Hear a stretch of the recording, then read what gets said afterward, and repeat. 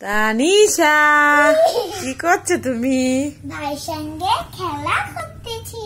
ভাইয়ের সঙ্গে খেলা করছো? ভাই আসতেছে। তোমার জন্য একটা জিনিস এনেছি, জানো? কি জিনিস? এই দেখো। এটা কি? কি বলো তো? কি? এর ভিতর কি আছে বলো তো? দেখো। এটা কি বুঝতেছি না। বুঝতে পারছো না? এটা ছানার মিষ্টি। ছানার মিষ্টি? হ্যাঁ, আর এটা আর একটা এনেছি। এটা কাকে দেবে বলো তো? এটা ভাইকে দেবে। কেন?